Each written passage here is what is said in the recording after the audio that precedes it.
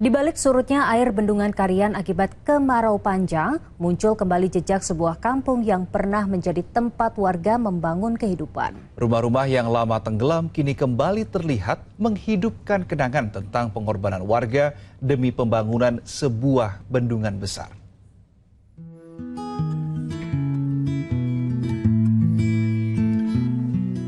Ya, itu adalah kampung mati yang terlihat kembali, muncul kembali imbas surutnya air di Bendungan Karian, dan warga yang tadinya tinggal di situ kerap kali datang ke sekitar bendungan untuk melihat bagaimana dan juga mengingat nostalgia akan kampung mereka yang hilang. Dan kita akan lihat lebih dekat bagaimana kampung mati yang saat ini ramai diperbincangkan.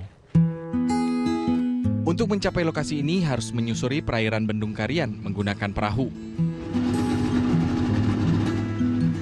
Hanya sekitar 500 meter dari tepian, pemandangan yang tak biasa mulai terlihat.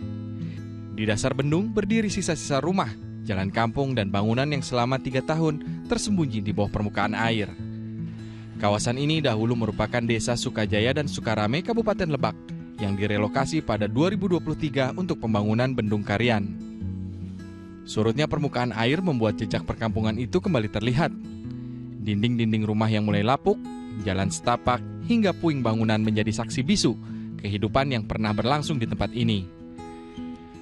Perkampungan ini direlokasi demi pembangunan Bendung Karian. Seluruh warga harus meninggalkan rumah mereka dan memulai kehidupan baru di tempat lain. Kini di saat air menyusut, kampung yang pernah tenggelam itu kembali mengingatkan bahwa di balik pembangunan infrastruktur besar ada kisah dan kenangan yang tak pernah hilang. Kalau misalnya lihat-lihat gini ya kita ingat masa lalu gitu Pak. Banyak kenangannya gitu Pak. Ya kalau masalah itu mah pencarian ya kebanyakan waktu sebelum digini gitu Kak. Lebih enak. Ya lebih enak waktu sebelum digini. Atau sering-sering lihat, suka nangis semuanya juga gitu kan. Orang namanya kenangan, kampung kenangan. Banyak yang nangis, kadang lihat rumah. Kadang-kadang kalau bisa kita mau nyebrang ke sana, nggak bisa aja. Kemarau panjang yang melanda sejumlah wilayah di Banten membuat debit air Bendung Karian menyusut. Permukaan air turun sekitar 3 hingga 5 meter atau sekitar 5% di titik perkampungan yang tenggelam.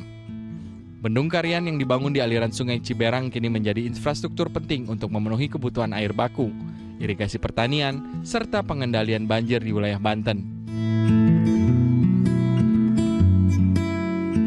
Ya, jadi dari sisi positifnya daripada munculnya kampung yang tenggelam ini adalah warga sekitar yang tadinya tinggal di sini ini bisa bernostalgia, memutar kembali memori mereka terkait dengan bagaimana mereka masa lalu tinggal di sini. Negatifnya, mereka memang kerap kali kesulitan untuk mendapatkan air bersih dan juga kesulitan ketika memang beberapa kali menyeberangi titik-titik yang masih terdapat lumpur karena imbas penyerutan di Bendungan Karian. Rapat Rumas dan Hasto Aji melaporkan dari Lebak, Banten.